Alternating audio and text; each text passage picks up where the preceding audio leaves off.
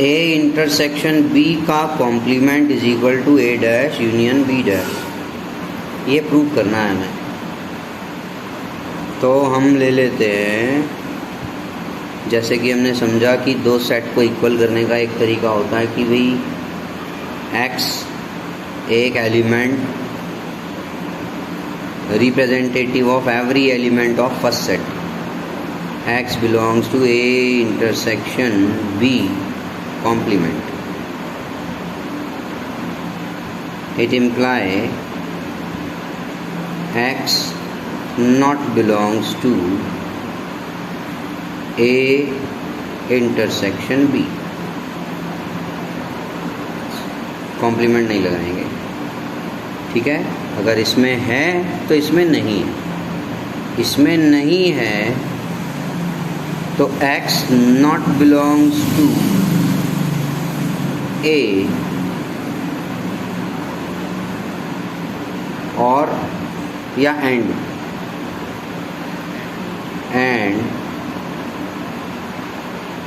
X not belongs to B, इसमें भी नहीं है और इसमें भी नहीं है। इंटरसेक्शन के लिए ये वर्ड आया। अब अगर इसमें बिलोंग नहीं कर रहा और इसमें भी नहीं कर रहा, तो अगर ए में नहीं है तो हो सकता है ए के कॉम्प्लीमेंट में हो सकता है बी के कॉम्प्लीमेंट में हो, लेकिन ज़रूरी तो नहीं कि दोनों में हो, इसलिए एंड नहीं, यहाँ हमारा लगेगा और। इम्प्लाई एक्स बिलोंग्स टू, और का साइन यूनियन देता है, A dash union B dash. हमने एक एलिमेंट जो set A intersection B complement में लिया, वही शो कर दिया कि वो एलिमेंट इस सेट में भी है। इसका मतलब ये सेट इस सेट का subset, A dash union B dash is subset of, sorry गलत लिख दिया, A intersection B complement is subset of A dash union B dash. This is the first statement that we have made. Now let Y belongs to A dash union B dash. अगर Y belong करता है इससे, generally ये वाली statement बन जाती तो इसकी जस्ट अपोजिट चलती है ये statement. Y belongs to A dash union B dash imply Y belongs to either A dash or B dash.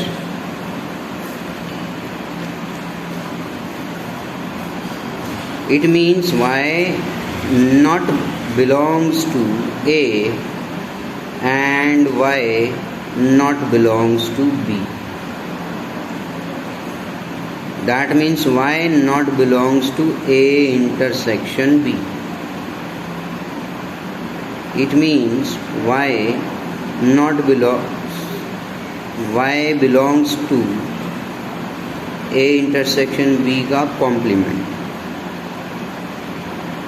That means A dash union B dash is subset of complement of A intersection B. From 1 and 2,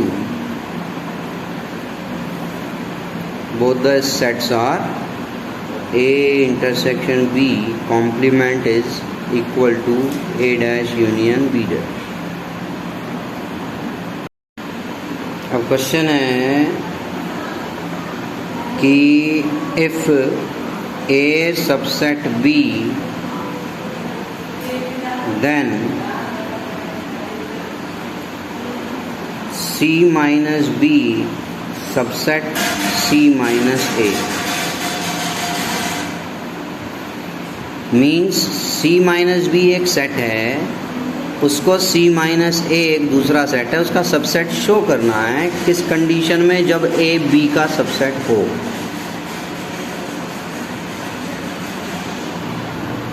late X belongs to C minus B. What does this mean?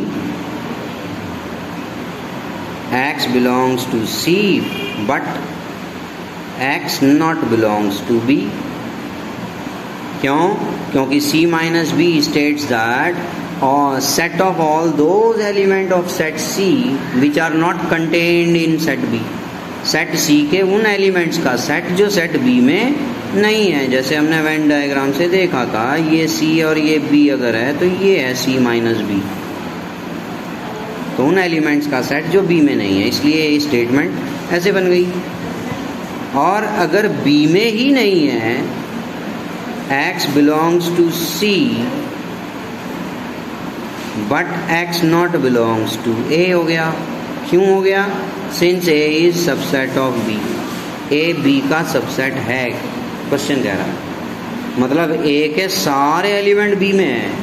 अब जो B में ही नहीं कह रही है एक statement, तो A में कैसे हो सकता है?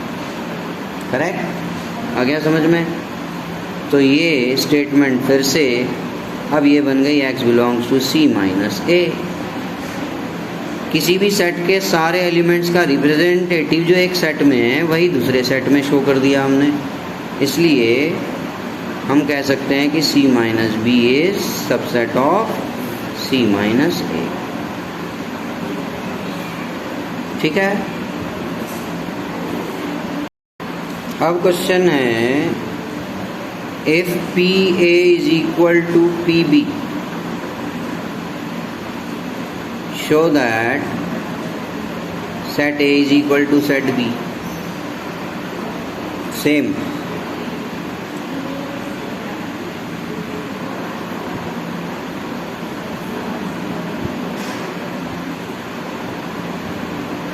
Let x belongs to A. It means imply अगर इसका सेट बना दिया जाए x का, तो it is subset of set A। और अगर ये सबसेट है सेट A का, तो obviously it belongs to power set of set A। Correct? Now we can write it as subset this belongs to PB, since it is given that PA is equal to PB। अब now reverse gear चल पड़ो, x subset of B, अगर power set B के power set का element है ये, तो B का सबसेट है, और अगर ये B का सबसेट है तो इसके एलिमेंट B का एलिमेंट है, जो A का एलिमेंट था वो B का प्रूव हो गया। Therefore A is subset of set B। Now y belongs to, let y belongs to B. Same statement, y subset of B, then this set belongs to power set of B, that imply this set is belongs to PA, since PA is equal to PB is given in the question, imply y is subset of A, y belongs to A, therefore B is subset of set A। From 1 and 2, set A is equal to set B। ऐसा जरूरी नहीं है कि हर एक question में ही इसी तरह से होगा, दो सेट अगर इक्वल करने हैं। अगर हमारे पास कुछ आइडेंटिटीज जैसी प्रॉपर्टी यूज कर पाए हम, अभी तक जो हमने क्वेश्चन किए, ठीक है, ये क्वेश्चन हमने देखा, इसमें कोई आइडेंटिटी फॉलो नहीं हो पा रही, इसमें कोई आइडेंटिटी फॉलो नहीं हो पा रही। डी मॉर्गन्स लॉ को तो प्रूव ही करना था, उसमें कोई और आइडेंटिटी फॉलो होती हुई नजर भी नहीं आई है। तो इसलिए हमने किस तरीके से फॉलो किया, इस वे में फॉलो किया कि एक सेट को दूसरे का सबसेट बना दो, दूसरे को पहले वाले का सबसेट बना दो, इससे दोनों सेट हो जाएंगे इक्वल। अब अगर स्टेटमेंट है, is it true for any set PA union PB is equal to PA union B, power set of A और पावर सेट ऑफ B का यूनियन A यूनियन B के पावर सेट के equal हो सकता है? Justify और answer लिख रहा है। ठीक है।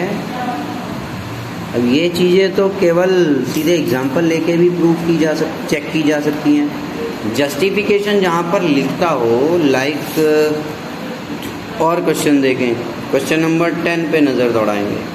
Show that A intersection B is equal to A intersection C need not imply B is equal to C. It means A intersection B और ए इंटरसेक्शन सी इक्वल हैं, जरूरी नहीं है बी और सी इक्वल हो। अब जो जरूरी नहीं है का मतलब है हो भी सकता है और नहीं भी। ऐसी कंडीशन को तो हम प्रूव कर नहीं सकते। कुछ रेयर और केसेस हो सकते हैं जिनमें प्रूव हो जाए, लेकिन जनरली ऐसे केस में क्योंकि हो भी सकता है और नहीं भी, होने वाले केस को निकालेंगे तो नहीं वाला केस रह जाएगा, नहीं वाला केस देखें तो होने वाला केस रह जाएगा। इसलिए ऐसे क्वेश्चंस को हम एग्जाम्पल लेके जस्टिफाई कर देते हैं आंसर को, अपने आंसर को, ठीक है। और ऐसे ही question number 12, find sets A B and C such that A intersection B, B intersection C and A intersection C are non empty sets. 3 set ऐसे बताइए जिसमें A intersection B, B intersection C, A intersection C non empty set हैं और तीनों का intersection null set है। मतलब ए और बी में कुछ ना कुछ कॉमन है, बी और सी में कुछ ना कुछ कॉमन है, ए और सी में भी है क्योंकि नॉन एम्प्टी कह रहा है, लेकिन तीनों में अगर कॉमन ढूंढें तो नहीं है, नल सेट। तो ऐसे तो बहुत सारे सेट्स पॉसिबल हो सकते हैं। तो ऐसे भी केस में जो फाइंड लिखता है का मतलब ही है एक्चुअली कि भाई आप स्टूडेंट टू स्टूडेंट ये इसका आंसर वेरी करेगा, आप अपनी तरफ से कुछ भी एग्जाम्पल ले सकते हैं, ठीक है। तो ये क्वेश्चन जो हैं इस तरह के वो जस्टिफाई हो पाते हैं ज़्यादा आसानी से। जैसे यही है, हमने ले लिया a इज इक्वल टू, छोटे से छोटा सेट ले लो 1 2। चलिए कोई पॉसिबिलिटी ना रहे कि भाई क्या पता इक्वल भी आ जाए, तो एक एलिमेंट कॉमन भी ले लेते हैं, चलो 2 3। अब now we need to find P A and P B. P A means power set of A, it is set of all the subsets of set A, right? 1 2 1 2 and null set also, as null set is subset of every set. Similarly, power set of set B is this 2 3 and null set. Now we need to make the left hand side as PA union PB, means power set of A and power set of B का union। 1 this 2 3 1 2 2 3 as well as null set।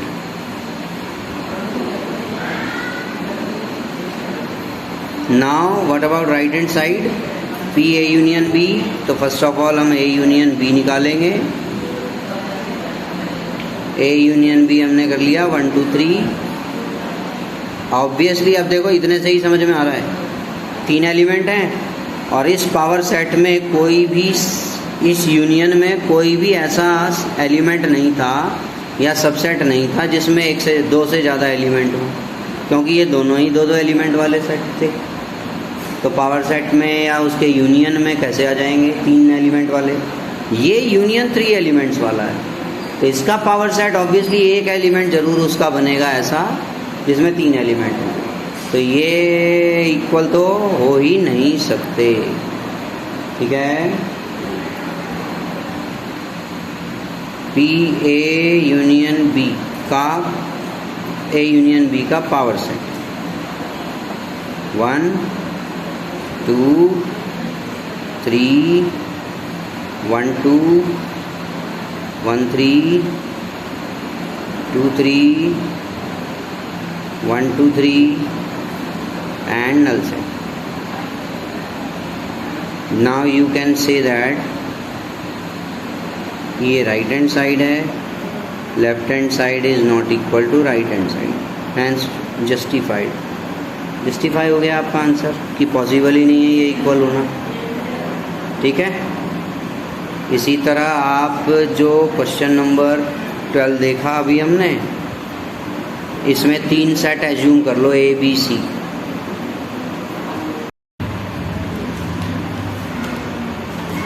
Set बनाते समय मुझे ध्यान रखना है कि दो दो में कॉमन होना चाहिए, तो हम चलो 1 कॉमन ले लें इसमें।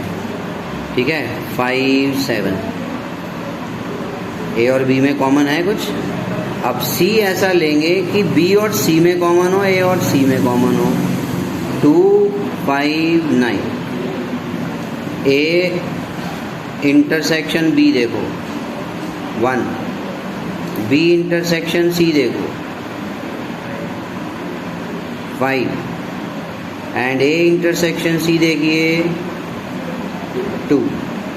तो क्वेश्चन की स्टेटमेंट फॉलो हो रही है कि A intersection B, B intersection C, A intersection C are non empty sets, but A intersection B intersection C तीनों में कॉमन है कुछ, नल सेट। हो गया क्वेश्चन। 10th क्वेश्चन देखेंगे। 10th क्वेश्चन में भी इसी तरह है कि A intersection B is equal to A intersection C होना चाहिए, नीड नॉट इम्प्लाई, पर ये जरूरी ना हो कि बी और सी इक्वल हो। तो let A is equal to 2 3, B is equal to 1 2 7, A intersection B में 2 आ रहा है सिर्फ। सी सेट ऐसा ले लीजिए 2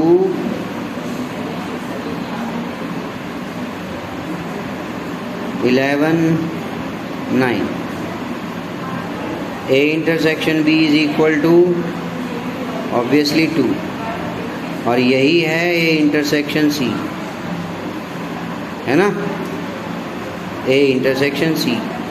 बट देख सकते हैं आप बी और सी इक्वल नहीं हैं। ठीक है, तो ऐसे क्वेश्चन इस तरह से होंगे। अब कुछ एक क्वेश्चन जो रह गए जिनमें हमें प्रूव करना है, आइडेंटिटीज फॉलो हो सकती हैं सीधे सीधे जो हमने पढ़ी।